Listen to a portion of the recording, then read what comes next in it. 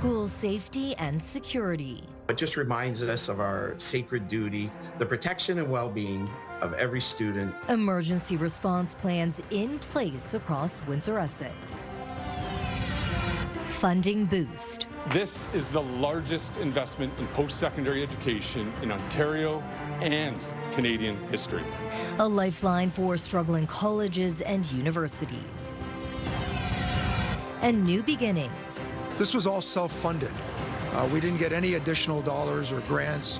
Windsor Essex's new outpatient rehabilitation center unveiled.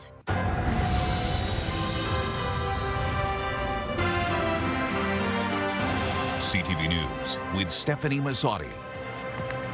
Good evening and thank you for joining us on CTV Windsor and AM 800. Tonight, mourning continues after one of Canada's deadliest mass shootings left 8 students dead and dozens injured, some critically. In response, 2 local school boards are reassuring parents and caregivers that student safety is their highest priority, with security measures reviewed year-round to help prevent tragedies like this one. Mass killings are defined as the killing of 3 or more victims in a short period of time. Data from Statistics Canada shows since the year 2000, there have been 80 mass shootings in this country, the most recent one in British Columbia. Our hearts and prayers go out to the Tumbler Ridge community, the victims, their families, the entire community. When something like that happens, it resonates deeply in the education sector. And, it just reminds us of our sacred duty, the protection and well-being of every student and every staff member entrusted to our care. Both the Windsor Essex Catholic District School Board and the Greater Essex County District School Board say the province has a strict emergency response plan. Our schools use a tiered response system. So we have a code for a lockdown, which is if there is an internal threat. We have a code for hold and secure. And that means if there's an external event outside of the school and we don't want anything to filter into the school, and we lock the exterior doors to the school. And then finally, we have a shelter in place where students remain in their class if there's something like an environmental hazard, a spill, something like that. Security begins the moment students are dropped off. When we talk about safe arrivals, our staff track their attendance. They ensure that every student arrives safely to school. And in addition to that, we also have what I'll call visitor and access control measures in place so that all of our exterior doors are locked during the instructional hours, that any visitors to the schools will use an intercom or a combination intercom video system be granted by, access to the building by our staff. All visitors must report to the main office. Officials say these are only a few of a host of security and safety measures that are reviewed year-round. We know that parents and caregivers honor us with sending their children to us each and every day, and it's our goal to support them throughout the day and bring them home safely. For our question of the day, we want to know if you think there are enough safety measures in schools, in local schools. Go to our website to cast your vote, ctvnewswindsor.ca. Yesterday, we asked if you have traveled to Cuba. Out of 700 responses, 77% say no, they have not. Some major developing news out of Queen's Park today. The province is throwing a lifeline to Ontario's struggling post-secondary sector. CTV's Travis Fornham has been tracking this for us today. And Travis, how big is this lifeline? It's big, according to the province, but it does come with a trade-off. After 7 years, Ontario is finally hitting pause on the pause, allowing colleges and universities to raise fees while also reshaping student financial aid. And that financial burden is being shifted back onto students. Ontario's colleges and universities have been warning the system was reaching a breaking point after years of capped tuition and a sharp drop in international students. Now the province is lifting its long-standing tuition freeze, allowing schools to raise fees by up to 2% a year for the next 3 years as part of a funding overhaul worth $6.4 billion over 4 years. This is the largest investment in post-secondary education in Ontario and Canadian history, bringing reliable, predictable funding to the sector for years to come. Starting in the 26-27 academic year, our new long-term funding model will provide $7 billion in operating funding to the sector every single year. That is a 30% increase over this year's funding.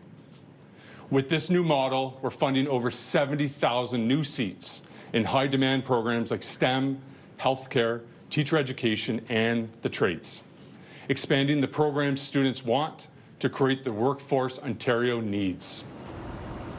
The flip side is that the change directly affects students' wallets. The province is scaling back OSAP grants and relying more heavily on loans, saying the program's costs were rising too fast to sustain long term. At St. Clair College, President Michael Silvaggi says the tuition increase itself is relatively small and not the main source of relief. He says the real stabilizer is the new operating funding. Still, he says it's not enough for the college to undo any of its recent restructuring, and he acknowledges the stress any increase could cause students already worried about affordability. Certainly, I can understand how a 2% increase in some respects may be seen in a negative light, and I truly sympathize with that. When I look at the overall state of college post-secondary, certainly there needed to be some sort of increase that needed to be forthcoming to help offset. So that was St. Clair College President Michael Silvaggi, and the University of Windsor is welcoming the changes as well, saying the new funding and limited tuition increases will help ease financial pressure. The school says the province has recognized the true cost of delivering high-demand programs while still signaling more efficiency will be needed going forward. Any tuition increases resulting from today's announcement will not be seen until the 26-27 academic year, so this coming fall. But Silvaggi says the word today comes at a great time for budget planning. Stefanie. Okay, thank you. Travis Fortnum with that tonight. Now, the province is investing more than $1 million to expand CT scan capacity at Windsor Regional Hospital. The Ontario government is providing $1.8 million during the 2025-2026 fiscal year to help increase the number of hours CT scanners are running. The move is aimed at reducing wait times and speeding up diagnoses. Windsor-Tecumseh MPP Andrew Dowie says timely access to diagnostic imaging is critical to high-quality care. The funding is part of a province-wide commitment of up to $81 million spread between 86 different hospitals. We announced a few months ago increases to endoscopy and ultrasounds and other diagnoses, other CT scan services too. So we're increasing capacity across the community with existing clinics and new clinics coming on board while bolstering Windsor Regional Hospital's capacity. So we'll have many, many avenues to address imaging in our community. Hotel Dieu Grace Healthcare officially opened its new Toldo Outpatient Rehabilitation Center today, a multi-million-dollar project funded entirely through community donations.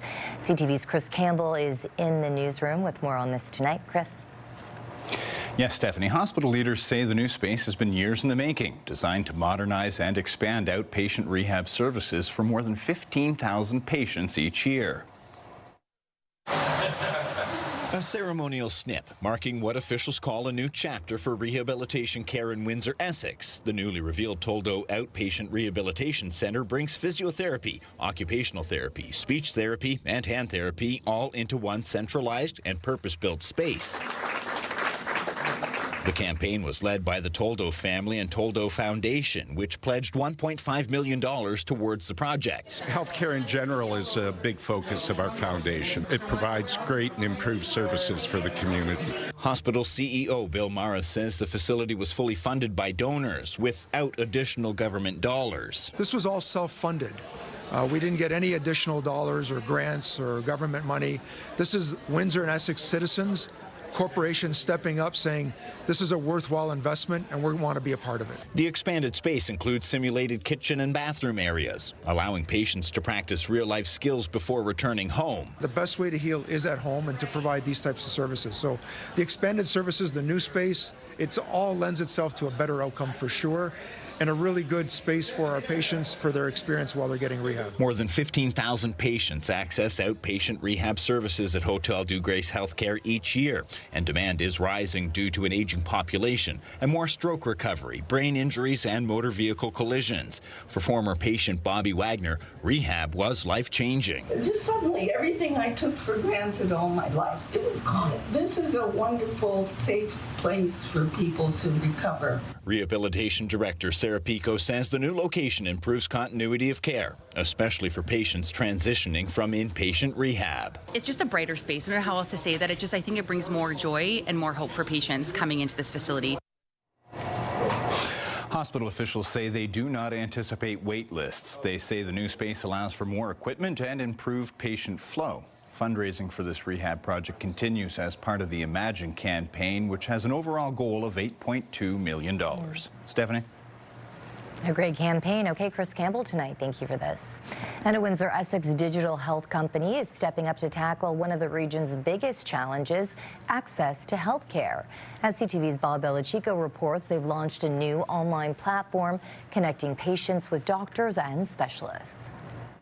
I think it's got a lot of potential for growth in our community and across Canada. A new patient-centric digital healthcare platform called OnRx is being launched today, offering a multitude of care providers under one virtual roof. It means that anyone can get onto a platform, sign up, connect with the physician at a time that works for them. As Rakesh Naidu, CEO of On Health Alliance, explains, things can move quickly following that first consultation. You can get prescription, you can be sent for diagnostics, and whatever else that is needed. If you need a referral, all of that can be done on the platform. Saves a lot of time. Aneta Markovska, a client at the UHC Hub of Opportunities, has tried the platform and appreciated the ease of use. I share my medical history, my medical problem, and why I required to see with the doctor.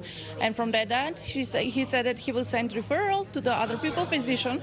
So I find it that is very good. The company is also working with local pharmacies to have medicine delivered. We wanted to make sure that the full care is provided and it's easy and the access is there, not only in terms of getting care through physicians, but also ensuring that we've got medicines that are dropped at their doorstep. With thousands of people in the region with no family physicians, everyone benefits. Everybody knows we can have prolonged wait times in the emergency department, so rather than sitting in an emerge for hours, you can just connect with a physician online. So residents can go online to sign up, onrx.ca. Clients here at the UHC Hub of Opportunities have their own dedicated room to be able to sign up and get connected to a doctor. The UHC sees hundreds of weekly visitors at the food bank. Many of those individuals have indicated that they don't have a family doctor, so now they'll be able to come in and go to the room that you saw earlier and utilize that virtual platform. On Health Alliance, with the help of the UHC, has launched a 6-month pilot to gather data. Very encouraged to see this one here and all the partnerships that exist. So this very well may be the regional provider. Bob Belichico, CTV News. Well, milder temperatures are on the way. CTV meteorologist Gary Archibald joins us now from the Weather Center with the first look at the weather tonight. Gary. Good evening, Stephanie. Good evening, folks. Ridge of high pressure is starting to build into the lower Great Lakes.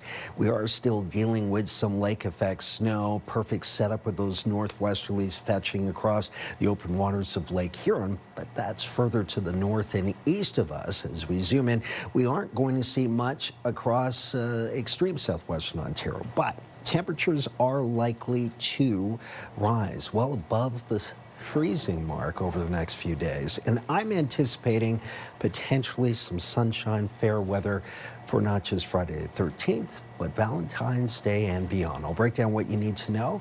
A look ahead is coming up shortly. Paramedics in Windsor, Essex have voted 100% in favor of strike action, citing concerns over staffing levels and employees pushed beyond their limits. The union says the service is short about 50 paramedics, resulting in ambulances being left unstaffed and reduced coverage across the region. It also cites recent research highlighting mental health challenges among paramedics. Union representatives say staffing shortages regularly exceed 10%. The parties are scheduled to return to the bargaining table on February 23rd. A 26-year-old woman from Windsor has been charged by Kingston police after an incident involving a young child. Patrolling officers say last Thursday they came across a group of people using drugs in public, and a 4-year-old child was with them. Police say the group was underdressed for the weather, and the child's mother appeared to be under the influence of both drugs and alcohol. She was arrested and charged with resisting a peace officer and failing to comply with release conditions. The child was turned over to Family and Children's Services. Over the past 2 days, Windsor police laid over 180 charges on city streets. Offenses include speeding, cell phone violations, unauthorized use of license plates, and driving without insurance. Police say penalties for that last charge starts at $5,000 for a first offense. In other news, new life is coming to a nearly 100-year-old landmark in downtown Windsor. The historic security building at 267 Palisher Street, built in 1927, is being transformed from office space into 31 new residential units. The 10-story Art Deco tower has undergone millions of dollars in upgrades, including major improvements to its mechanical, heating, and cooling systems. The first 2 floors will remain office space, along with a new social area and a gym. Residential units begin on the 3rd floor. Downtown Windsor BIA Chair Chris McLeod says planning began 4 years ago, and construction inside the building has taken about 2 years to complete. Tenants can move in as of April 1st. So adding density, adding life, adding people is the future of our downtown core, and these office conversions are massive developments because not only are you adding people, but you're keeping the history, you're keeping the beauty of these gorgeous buildings that are over 100 years old, and it adds a certain, just a certain beauty to the downtown core. It's been 5 months since Stellantis announced a 3rd shift would be coming back to Windsor Assembly in mid-February. Now we are learning exactly when that shift will start up. Joining me now is CTV's Sanjay Maru. And Sanjay, what's the date workers should be marking their calendars for? Yeah, Stefanie, according to Stellantis, more than 1,600 people will begin work at Windsor Assembly on Tuesday, February 17th. The added shift will bring total employment at the plant to nearly 6,000 workers. Now, if you've never worked inside the plant, this is a fast-moving operation. A new vehicle rolls off the line roughly every single minute, according to the company.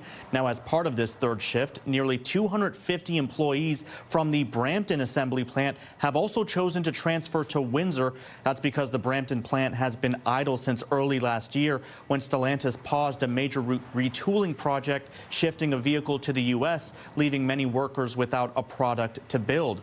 The Windsor plant used to run 3 shifts, but the overnight shift was cut in 2020, eliminating about 1,500 jobs. Now, nearly 6 years later, the 3rd shift is coming back, and according to Stellantis, it will support production of the new Dodge Charger lineup, along with the Chrysler minivan models. Stefanie. Exciting times. Okay, Sanjay, thank you for this. And Nexstar Energy is celebrating a major production milestone in Windsor. The company has produced its 1 millionth battery cell since launching commercial operations in November of 2025. Nexstar is Canada's first and only commercial-scale electric battery manufacturing facility. More than 1,300 employees have been hired so far, with over $5 billion invested in the project to date. Company officials say the milestone reflects a rapid growth, advanced automation, and strict quality standards at the plant. It was also recently announced LG Energy Solution will acquire full ownership of Nexstar, with Stellantis remaining a key customer. Do you have any thoughts or comments on a story? Share them with us. Text us at 10400. You can also send photos and video. Cracks in party unity. Still ahead on Windsor's news leader, several Republicans break ranks, voting against President Trump.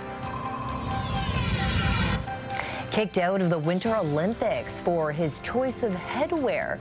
We'll show you why when we return. And inclusive learning tomorrow, a unique club at a Wallaceburg elementary school. That's tomorrow at 6 on CTV News.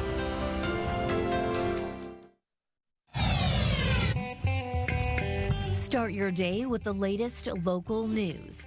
By signing up for our newsletter, you'll get direct local content straight from CTV Windsor to your inbox, including top stories, the forecast, and videos. You can sign up at ctvnewswindsor.ca.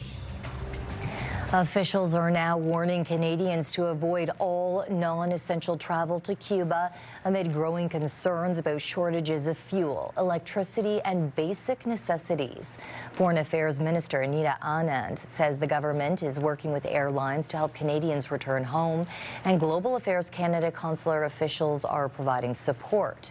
Air Canada, Air Transat, and WestJet have suspended all flights to Cuba. Potential cracks showing in the Trump administration's united front as 6 Republicans defied the White House, joining Democrats in voting against Trump's tariffs on Canada. The joint resolution is passed. The Republican majority House voted 219 to 211 in favor of terminating the so-called fentanyl emergency that Trump invoked last year as a justification for imposing tariffs. While the vote revealed a growing opposition to the measures on Canada, it will likely prove to be symbolic, as it could ultimately be vetoed by the president. And the Trump administration is ending the controversial immigration crackdown in Minnesota. I have proposed, and President Trump has concurred, that this surge operation conclude. The U.S. border czar says the enforcement operation over the past 2 months was a success, leaving Minnesota safer. Tom Homan says the U.S. personnel will remain until investigations are wrapped up.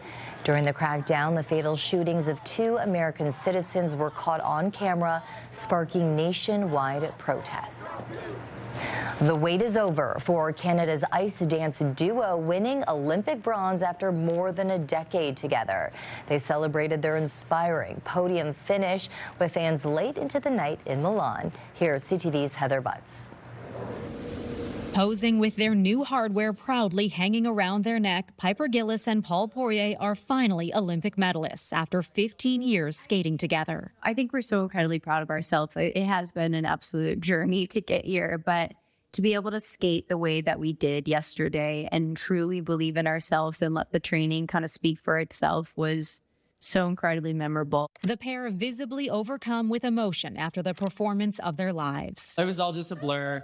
There's a lot of feelings, a lot of exhaustion, a lot of relief, a lot of joy. Reaching the podium for the first time, winning a bronze medal in their 3rd Olympic appearance, this is a story of endurance. Their reaction during scoring says it all.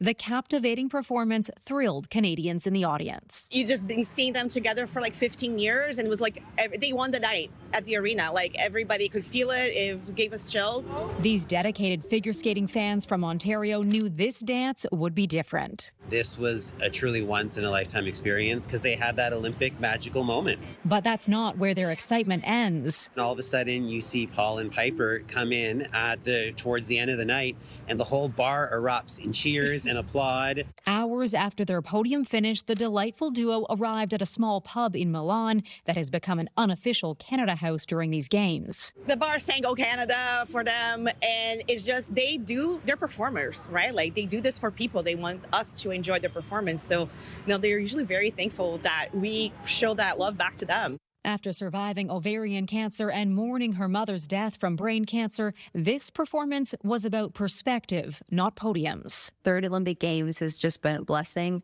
And, it's not something that everybody gets to do every single day. So we really kind of just changed our mindset and looked at, this opportunity that we have and kind of just let that, I guess, guide us. Leading them directly onto the Olympic podium. Heather Butts, CTV News, Milan. Olympic organizers have disqualified a Ukrainian skeleton favorite over a helmet he insisted on wearing. It depicts athletes and coaches killed in Ukraine's war with Russia. As CTV's Garrett Berry shows us, the athlete was kicked out of the competition. A helmet of remembrance depicting fellow athletes and coaches that have been killed since Russia's invasion of Ukraine has been a political issue clouding Olympic officials in Milan all week. I said it for 3 days. I'm proud to have said it for 3 days because I'm proud of this organization. This morning, despite a last-minute effort to find a compromise, Vladislav Haraskevich refused to change course and was disqualified by sport officials. The IOC says wearing the helmet amounts to messaging or an expression, and while speaking in press conferences or outside venues is allowed, expressions are banned in every case on the field of play. And once we start taking stands against wars and conflicts, there is no end. There is no end. And this leads into partly why we have these guidelines, is because if we start reflecting all of those conflicts in the world on the sporting field, there will be no sport. We asked 3 Canadian sliders during training runs today what they thought of the disqualification, and while they wished the athlete and Ukraine well, they said they were focused on their own competitions. Garrett Berry, CTV News, Milan.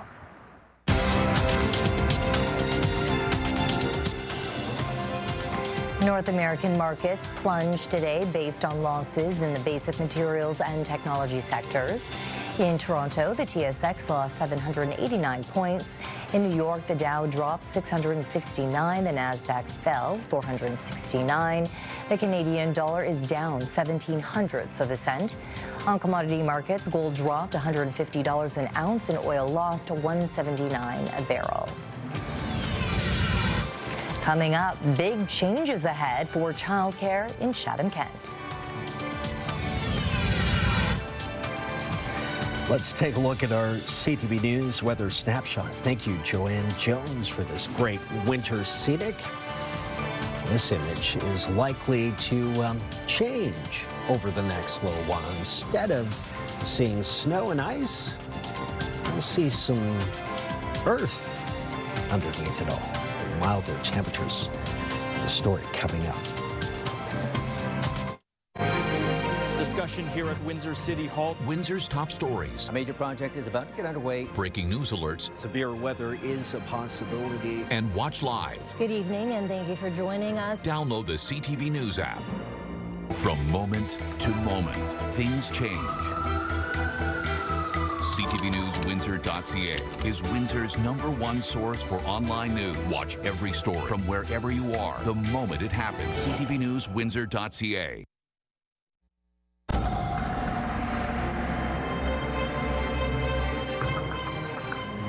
Beautiful blue sky. Gary joins me again for an extended look at the weather and these more mild temperatures. More mild and pleasant conditions combined. Perfect timing for Friday the 13th tomorrow, and even more so for Valentine's Day, which is Saturday. And hopefully you and your sweetheart will enjoy maybe 3-4 degrees Celsius on the plus side on Saturday. In fact, we could see a nice streak of warmer than seasonal temperatures. Today was slightly below seasonal, close to about -1 today for the high. Our average is just shy of 0 now, and those numbers keep creeping up, those averages for highs and lows. Tomorrow morning will be cold, chilly before dawn. More on that in just a moment, and then things warm up nicely. We saw a mixture of sun and cloud. We saw clear skies at times. The air quality has improved. It's now close to about a 2 or 3 out of 10. The lower the value, the better. The wind has been up and down, and we will see gusts in that 50 to 60 range, possibly early in the afternoon towards the latter stage. But I think the overnight and tomorrow morning are relatively calm, so increasing wind is the story tomorrow, but we'll see a mixture of sun and clouds similar to today. Temperatures hovering around -1 or 30 degrees Fahrenheit in Windsor, and Chatham-Kent a bit cooler, -3 or 27 degrees Fahrenheit. Wind chill is a factor. It feels like about -6 to about -8 between Windsor, Essex, Chatham-Kent, and the surrounds, again under partly cloudy conditions. We are warming up across our Great Prairies, and that trend is going to shift a little bit further east as we head towards Friday, Saturday. We still have some areas snow. Lake effect certainly has been the issue across Huron and in and around the city of London, Strathroy, our friends in Listowel getting into it. Meanwhile, we've been unscathed, and it's been relatively quiet, and that's the story for tonight and tomorrow morning. Partly cloudy conditions through 8, 10, and by midnight, we'll see temperatures getting colder, -5, -6, -8 over those time frames. It will feel like about -13 at midnight. The 7-day forecast, courtesy of Intercare Sales. Tomorrow, a mixture of sun and cloud, a high +2, then +4. Happy Valentine's Day on Saturday. Mixture of sun and clouds Sunday and Monday, 6 and 6. And then up to 8 on a cloudy Tuesday. All of these values on the plus side. Wednesday, 5 degrees, and it's likely rainy showers continue on a mild, wet Thursday. A week from now, +8.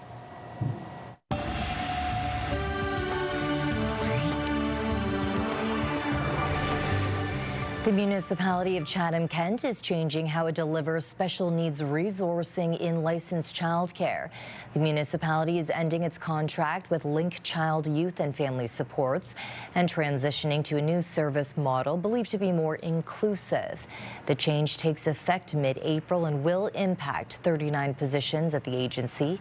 Officials say the new approach focuses on educator capacity building, family engagement, and inclusive classrooms. Funding will go directly to childcare operators to support additional staff, coaching, and in some cases, specialized wraparound support.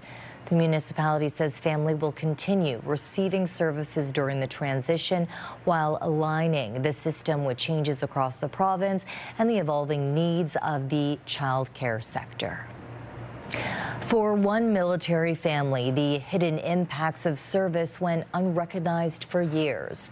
Now, a new support program is changing how spouses of trauma-exposed professionals find help and healing. CTV's Pauline Chan has more. Chris Linford was a 33-year member of the Canadian military, largely working in healthcare as a nurse. I was deployed to Rwanda, Africa, just on the tail end of the genocide. The experience led to a diagnosis of PTSD years later. PTSD is kind of one of those injuries that makes you stare at your belly button all day long. So you don't really have a great deal of capacity to see how your behavior is impacting others.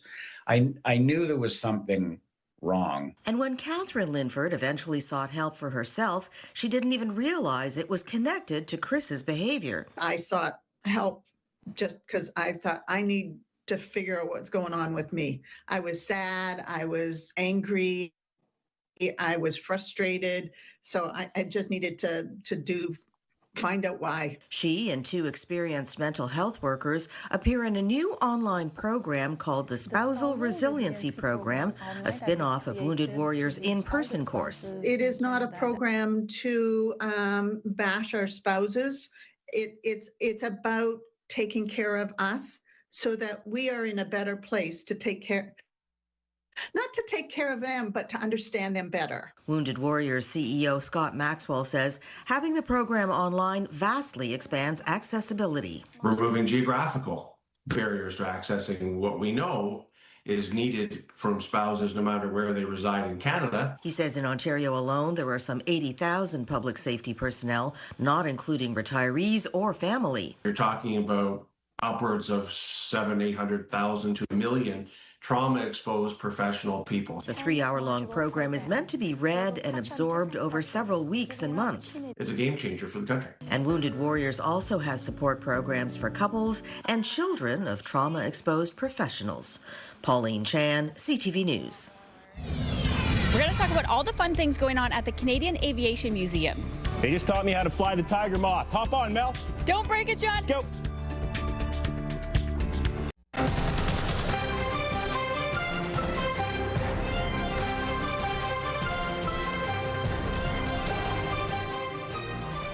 European Union leaders are meeting in Belgium today to discuss how to protect the 27-nation bloc from pressures from the United States, China, and Russia. We are not competitive and we risk losing the petrochemical industry, the steel industry, metals, and of course this is the base of all prosperity. If you lose that, you have no strategic autonomy anymore. Some members like Germany and Italy are calling for a rebooting of Europe's relationship with the United States. France is leading a push to make the bloc less dependent on Washington. Leaders are also debating how to protect the European Union in a global economy rocked by President Trump's tariffs and China's restrictions on critical mineral exports. The latest and greatest in the automotive world is on display in Toronto as the auto show returns for another year. The show is making its annual Toronto pit stop at the Metro Toronto Convention Centre starting this weekend and running until the 22nd. Enthusiasts will be able to check out the best 40 automakers have to offer, including the latest on EV technology. A big win for Honda at the show. They grabbed the Canadian Car of the Year award. Unbelievably great feeling for a manufacturer, but winning it 2 years in a row is really something special. So thank you to AJAC for that. The 2026 Honda Civic hangs on to the title for the second straight year. It's the third time they've captured the title in this category in the last 5 years. Other big winners, the Hyundai Palisade for Utility Vehicle of the Year, and Porsche Taycan picks up the Canadian Electric Car of the Year award.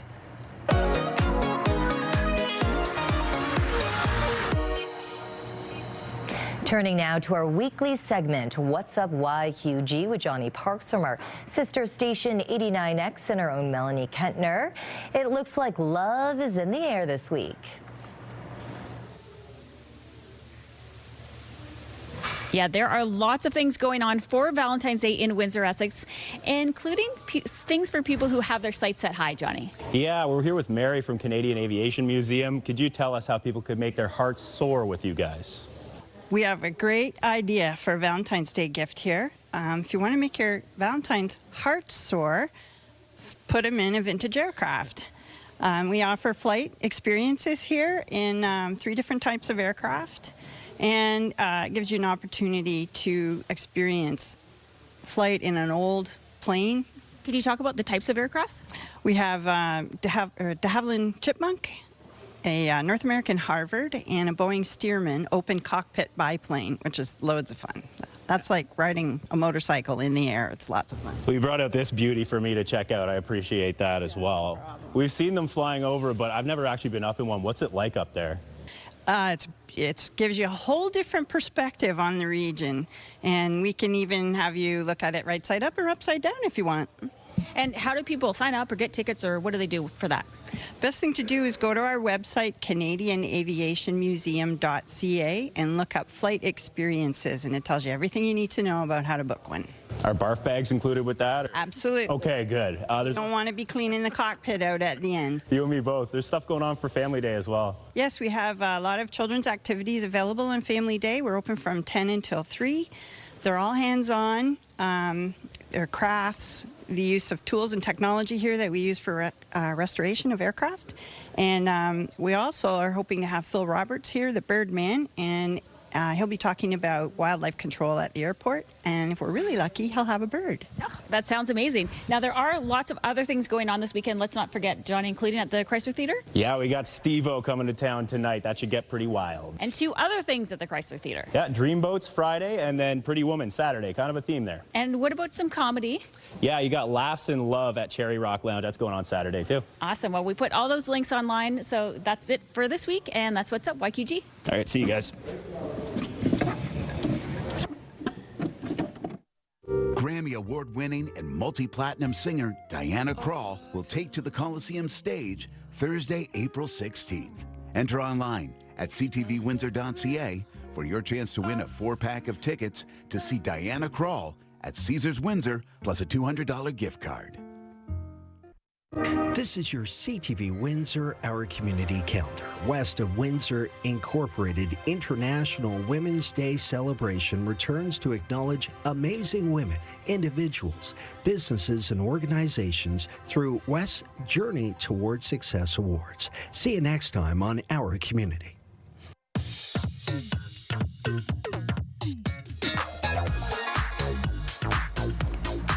Time to check in on what's happening now with Kate Otterbein. And Kate, the milder temperatures has the city watching for early potholes. Yes, after weeks of a deep freeze and temperatures dipping to -20, roads are now facing that classic freeze-thaw cycle. Water seeps into cracks in the road, freezes and expands, which then puts pressure on the asphalt. With highs forecasted around 7 degrees this week, that pressure will be released and cause roadways to break apart. Windsor's Executive Director of Operations, Stacey McGuire, says the city is monitoring roads 24/7. Staff are driving daily routes to identify trouble spots and respond to 311 complaints. Drivers are being urged to watch for puddles that could be hiding as potholes. We did have a big period of really sub-zero temperatures that lasted quite a while. So we know that that was sitting there damaging the pavements. At some point, those potholes are going to start manifesting, and we think that we might get a lot of them really quickly. Whereas in past years, you'll see them come all throughout the winter. We might have one period where it really happens quickly. So we'll be out there proactively looking for those potholes. The city reminds to report through self-serve options like 311 online. And of course, with Family Day quickly approaching online, you have more details about what will be open and what will be closed. And whether you're in Windsor, Essex, or Chatham-Kent, we have you covered. If you want to get some shopping done, Devonshire and Tecumseh malls will be open, as well as Windsor Crossing. Most grocery stores and pharmacies will be open as well, but on holiday hours. It is advised that you call ahead to ensure that they will be open. As usual, city and municipality services will be closed. Check out our website for the full list at ctvnewswindsor.ca. And in our social spotlight tonight, Erie Migration in Leamington held its own opening ceremonies for the Olympics.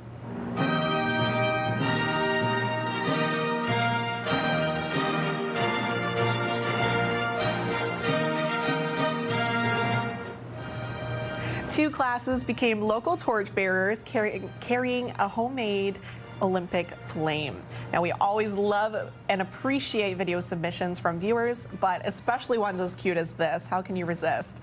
Who knows? Maybe some of those kids are going to be future Olympians. Yeah, and I give credit to the schools nowadays.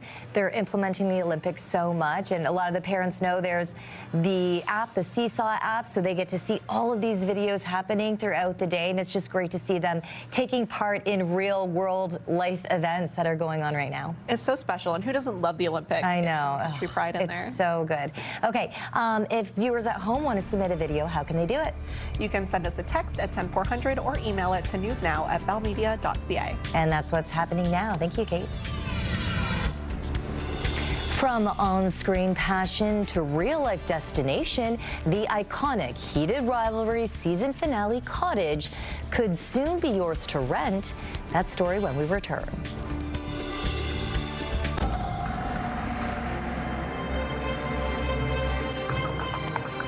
A lot of positivity in the air amongst Windsor, Essex residents regarding the weather and temperature. Yeah, seeing blue sky, lots of sunshine. Friday the 13th tomorrow should be a fair weather day. Valentine's Day, even fairer. So take a look at our Enercare Sile 7-day forecast. 2 degrees the high tomorrow. That would be 2 degrees above seasonal. And then we're just milder from there. 4 degrees, mixture of sun and clouds Saturday, just like Friday. Sunday and Monday should be fair weather days, 6 and 6 apiece. And then Tuesday, Wednesday, Thursday will go 8, 5, and 8. Increase in cloudiness through the midweek. I think Wednesday and Thursday will be wet days, both of them. But for now, the next 4 days look good.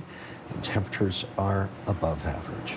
Okay, well, the winter was very, very cold. Some people stayed inside to watch one of the hit television series, Heated Rivalry. Well, in the season finale, it was filmed in an iconic location. The Cottage is located in Muskoka. And as CTV's Mike Lang shows us, you might have the chance to rent it out yourself.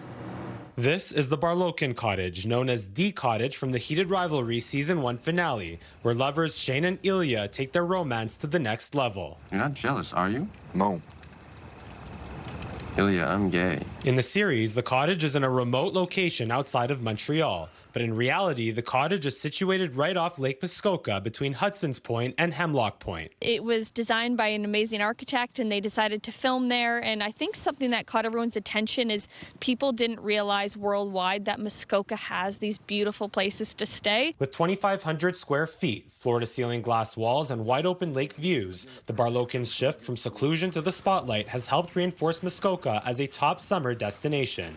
Discover Muskoka highlighting it in their Come to the Cottage campaign with billboards across the GTA, offering a special chance to visit the property. We're anticipating over 15 million impressions, and we've got a lot of great buzz. Expected to inspire another cottage booking rush for this year. It has spurred a lot of web traffic to our site, as far as we're seeing 25% increase in traffic from outside of Canada, as well as inside of Canada, Europe, China, etc. In terms of actually renting the Barlokin, the cottage is privately owned. We're hoping that it might be able to come for rent, potentially, just even a little bit throughout the summer. Whether it becomes available for rent remains to be determined, but Muskoka Tourism says that decision will be made in the coming weeks. Mike Lang, CTV News. If it does go ahead and people are able to rent it, oh my God. Like this series, Gary, as you know, has been talked about around the world. Yeah. There would be huge demand, but at what price tag? Yeah. Can I borrow your pen for a second? Yes. I'm just going to make a note to put an offer on that cottage after the show. Isn't it like your dream to have beautiful. A cottage in Muskoka? That's I would love that. Exactly my style. Yes. It's gorgeous. Contemporary, gorgeous. Yeah. On behalf of as we continue to dream, on behalf of our dedicated team here at CTV News Windsor, thank you for watching. For updates throughout the evening, go to ctvnewswindsor.ca. I don't care about the show. I really don't. And Sanjay and Gary, you'll be back with your only late local newscast tonight at 11. That's right. Gonna make a bid.